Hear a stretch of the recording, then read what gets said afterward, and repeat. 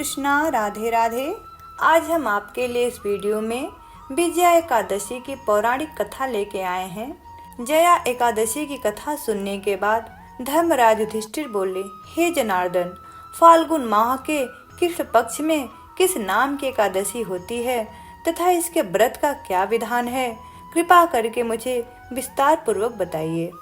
भगवान श्री कृष्ण बोले, हे युधिष्ठिर, एक बार नारद जी ने कमल के आसन पे विराजमान होने वाले ब्रह्मा जी से प्रश्न किया, हे सुरश्रेष्ठ, फाल्गुन माह के कृष्ण पक्ष में जो विजया नाम की एकादशी होती है, कृपा करके इसके पुण्य का वर्णन कीजिए।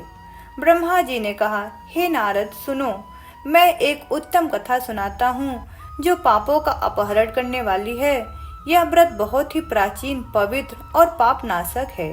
यह विजया नाम की एकादशी राजाओं को विजय प्रदान करती है, इसमें तनिक भी संदेह नहीं है।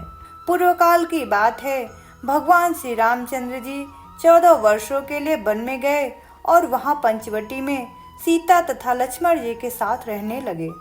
वहां रहते समय रावण ने चपलतावश श्री राम जी की तपस्विनी पत्नी सीता को हर लिया। उस दुख से श्री राम जी व्याकुल हो उठे। उस समय सीता जी की खोज करते हुए वे वन में घूमने गए। कुछ दूर जाने पर उन्हें जटायु मिले, जिनकी आयु समाप्त हो चुकी थी। इसके बाद उन्होंने वन के भीतर कबंध नामक राक्षस का वध किया। फिर सुग्रीव के साथ उनकी मित्रता हुई। तत्पश्चात श्री राम जी के लिए वानरों की सेना एकत्रित हुई।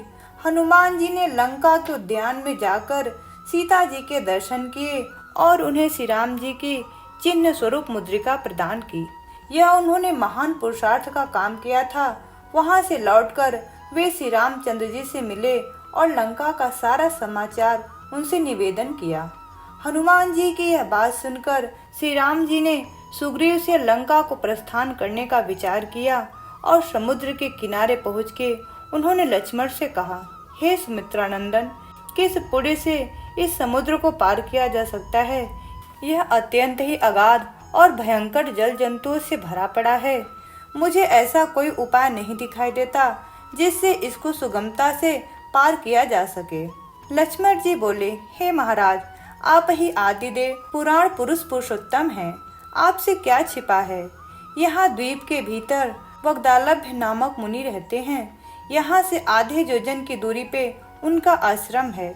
हे रघुनंदन, उन प्राचीन मुनीश्वर के पास जाकर उन्हीं से इसका उपाय पूछना चाहिए। लक्ष्मण जी की यह अत्यंत सुंदर बात सुनकर श्री रामचंद्र जी महान मुनि वग्दालभ्य से मिलने के लिए गए। वहां पहुंचकर उन्होंने मस्तक झुकाकर मुनि को प्रणाम किया।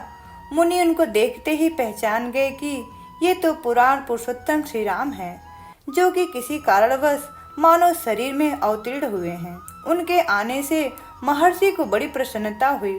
उन्होंने पूछा, हे श्री राम, आपका कैसे आगमन हुआ? श्री राम जी बोले, हे ब्राह्मण, आपकी कृपा से राक्षसों सहित लंका को जीतने के लिए सेना के साथ समुद्र के किनारे आया हूँ। हे मुने, अब किस प्रकार समुद्र पार किया जा सके, यह उपाय बताइए, मुझ पर कृपा कीजिए। वग्दालभ्य ऋषि बोले, हे श्री राम, फाल्गुन के कृष्ण पक्ष में जो विजया नाम की एकादशी होती है, उसका व्रत करने से आपकी विजय होगी। निश्चय ही आप अपनी वानरों के साथ समुद्र को पार कर लेंगे। हे राजन, अब इस व्रत की फलदायक विधि सुनिए। 10वीं का दिन आने पर एक कलश स्थापित करें। वह सोने, चांदी, तांबे अथवा मिट्टी का भी हो सकता है। उस कलश को जल से भरकर उसमें पल्लव डाल दें। उसके ऊपर भगवान नारायण के सुवर्णमय विग्रह की स्थापना करें। फिर एकादशी के दिन प्रातः काल स्नान करें। कलश को पुनः स्थिरता पूर्वक स्थापित करें। माला, चंदन, सुपारी तथा नारियल आदि के द्वारा विशेष रूप से उसका पूजन करें। कलश के ऊपर सप्तधान और जौ रखें। गंध, धूप, दीप और भांति भांति के नैवेद्य से पूजन करें। कलश के सामने बैठकर सारा दिन उत्तम कथा, वार्ता आदि के द्वारा व्यतीत करें तथा रात में भी वहां जागरण करें। अखंड व्रत की सिद्धि के लिए घी का दीपक जलाएं। फिर द्वादशी के दिन सूर्योदय होने पर उस कलश को किसी जलाशय के समीप नदी, झरने या पोखरे के तट पे ले जाकर स्थापित करें और उसकी विधिवत पूजा करके देव प्रतिमा सहित उस कलश को वेद वेत्ता ब्राह्मण के लिए दान कर दें। हे महाराज, कलश के साथ ही और भी बड़े बड़े दान देने चाहिए। हे श्री राम, आप अपने यूथ पतियों के साथ इसी विधि से प्रयत्न पूर्वक विजया एकादशी का व्रत कीजिए। इससे आपकी विजय निश्चित ही होगी। ब्रह्मा जी कहते हैं कि हे नारद, यह सुनकर श्री रामचंद्र जी ने मुनि के कथनानुसार उस समय विजया एकादशी का व्रत किया। उस व्रत के करने से श्री रामचंद्र जी विजयी हुए। उन्होंने संग्राम में रावण को मारा, लंका पर विजय पाई और सीता जी को प्राप्त किया। हे बेटा, जो मनुष्य इस विधि से व्रत करते हैं उन्हें इस लोक में विजय प्राप्त होती है और उनका परलोक भी अक्षय बना रहता है। आगे भगवान श्री कृष्ण कहते हैं कि हे युधिष्ठिर, इस कारण विजया एकादशी का व्रत करना चाहिए। जो भी इस व्रत के प्रसंग को पढ़ता और सुनता है उसे वाजपेयी यज्ञ का फल मिलता है। हरे कृष्णा।